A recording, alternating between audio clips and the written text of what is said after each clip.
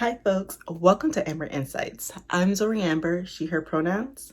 And today we're doing the first part of a multi-part series talking about mental health professionals. Basically talking about what are the differences? What's the difference between a mental health counselor, a psychologist, a social worker, a marriage and family therapist? There are differences. And hopefully this will be really informative for those who are interested, those who are curious, and maybe those who didn't even know that there was a difference. So sit back, relax, and hopefully this will be insightful.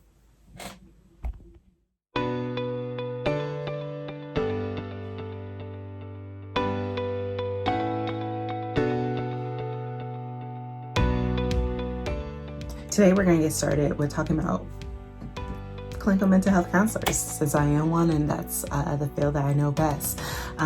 Please, if you think you'll like this video and think you'll like future videos, make sure to like and subscribe and hit that bell button so that you can be notified of new videos. Like I said, this will be a multi-part series. We'll be talking about different mental health professionals. If there's a certain mental health professional that you're interested in knowing about, make sure to put that in the comments and I'll see if I can cover that. Let's get started. Okay, so first off, we're going to start off with what is a clinical mental health counselor.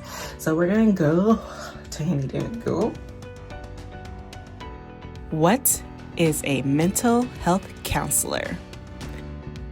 A mental health counselor or counselor is a person who works with individuals and groups to promote optimum mental and emotional health.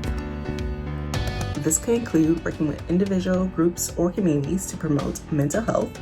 Usually, mental health counselors encourage clients to discuss emotions and experiences. This usually helps clients to define goals, make a plan of action, and also gain insight into who they are, their experiences, and things that they might want to change in their lives. So what type of education do you need to become a clinical mental health counselor? So in terms of undergraduate degree, it can be helpful if you major in counseling, psychology, sociology, or a related field. So for example, I majored in comparative human development, which is kind of a mix of all of those things. Won't go into it. But if you're someone who originally majored in something else, but decided that they wanted career change and that counseling is a career change for you, it is not bad if you don't have undergraduate degrees in one of those related fields. Some programs do have career changer routes for people who decide that they want to do counseling later in their careers after doing something else. And so it's never too late. Having an undergraduate degree in psychology or counseling or sociology or one of those related fields is helpful, but if you didn't have an undergraduate degree in one of those things, you can still be a clinical mental health counselor. What's really important is the master's degree. Though for different programs, it may be called different things, but basically you want to look for either a master's degree in clinical mental health counseling, or it would say counseling program. Basically, if you're not sure if the program that you're looking at is a clinical mental health counseling program, one easy way that you can do is go to the CACREP website. CACREP stands for the Council for Accreditation of Counseling and Related Educational Programs. This is the accreditation body that many counseling programs, especially now, are moving towards. At a CACREP accredited program, there is both coursework and clinical work that students need to do. Clinical work focuses on the activities that involve assessment, counseling, psychoeducational activities, consultation, record keeping, administrative duties, and supervision. Usually in CACREP accredited program, there's a minimum of 100 hours of practicum that each student must complete. Practicum hours are usually done after a student has initially learned the skills of counseling that they have to go through and learn, and in terms of learning what a counselor actually does.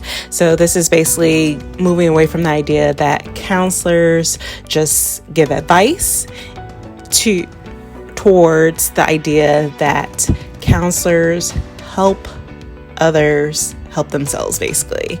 And then there's a minimum of 600 hours of internship, which for most programs is done in an outside location. So that can be another site, a community site that provides counseling. That could be a private practice, just any place that provides counseling and has a licensed supervisor who can supervise the interns at that site. And then the coursework that KCREP requires all students to go through is professional orientation and ethics, social and cultural diversity, human development, career development, counseling theories and skills, group counseling, assessment, testing, and research methods. Also, there's usually some sort of elective classes that are also super important and can really help round out the students' learning in a KCREP accredited program. But the coursework listed here are coursework that all KCREP accredited counseling programs have. And these are the courseworks that, at the very least, you should expect to be doing in a KCREP accredited clinical mental health program. Going to a KCREP accredited program helps make the licensure process a little bit easier, and also it makes sure that what you're learning in the program is setting you up for success as a counselor. Basically, all KCREP programs have specific requirements that they had to meet in order to become and stay a KCREP program. So if you know that clinical mental health counseling is something that you're interested in, definitely make sure to go to the KCREP website. Check that out. They have a list of master's programs and doctoral programs that are KCREP accredited, and those are programs that are definitely clinical mental health. So once you found a master's program and get accepted into the program, it usually takes about 2 to 3 years to get your master's degree. After that time, usually you apply for licensure in whatever state that you want to practice in. So basically how it works is whatever state you have a license in is a state that you can see clients in. So for example, I have a license in the state of Missouri. So that means that I can only see clients in the state of Missouri. If a client who usually lives in Missouri either moves to Florida or decides to take a trip to Florida and they're like, hey, can I still see you, blah, blah, blah, blah, I have to say no, because the client has to physically be in the state that I'm licensed in. So yeah, basically you get your master's degree, spend another 1 to 2 years under supervision of an experienced, fully licensed counselor. And then after that, you can apply again for a license, for your full license. Again, it really depends on the state that you're living in. Different states have different requirements in terms of moving up to that full license. Moving up to be fully licensed, some states require you to take another exam. Some states just require you to have the full hours. So that's the process in terms of the education process in terms of becoming a clinical mental health counselor. So one thing that's really important to highlight in terms of education, in terms of clinical mental health counseling, is that you just basically need a master's in counseling to see clients. Unlike some other mental health professionals, you don't need a PhD. Those who are clinical mental health counselors who get a PhD usually get a PhD in counselor education and supervision. Counselor education and supervision is usually the doctoral program that people apply to as clinical mental health counselors if they want to go into research, if they want to teach at KCREP accredited programs, people who are interested in expanding their supervision skills, people who are interested in possibly working at administration in either higher education, so like universities or colleges, or nonprofit organizations as well. So yeah, there's a lot that you can do with a PhD, but honestly, there's a lot that you can do just with a master's degree in clinical mental health counseling as well. Most counselors with a master's degree in clinical mental health counseling go on to 1, see clients, 2, supervise counselors in training once they're fully licensed. They work with groups, they work with community leaders. They can become consultant for private and community organizations. They can lead professional development workshops for continuing education credits. Once you're finished with your master's degree in clinical mental health counseling, it's still a learning process. In order to keep your license and to keep your license activated, you still need to do something that's called continuing education credits, which is basically just saying that you're keeping up to date with evidence-based practices that are happening in the counseling field. These are usually just workshops that you can go to, webinars that you can go to, or going to conferences. Basically just something that shows that you're doing the work, that you're staying up to date.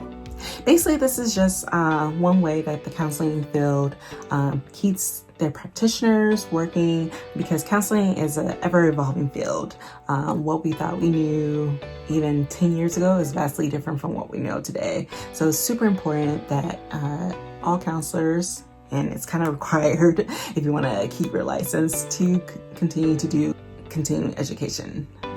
So let's review that. A clinical mental health counselor is a person who works with individuals and groups to promote optimum mental and emotional health. They require at least a master's in clinical mental health counseling, which takes about 2 to 3 years to complete.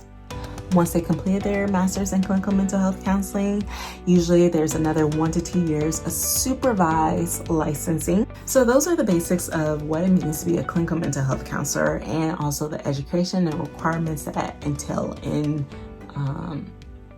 doing this work, basically.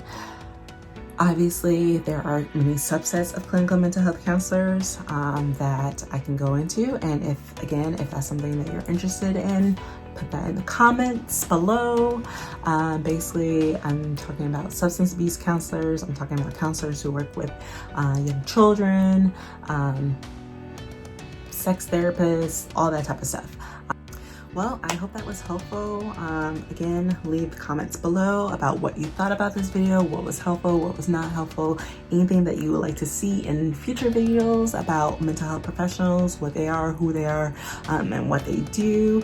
And again, don't forget to hit the like and subscribe button at the bottom. Click ring that bell icon so you can get notifications, and I'll see you again for another episode of Amber Insights very soon. Bye.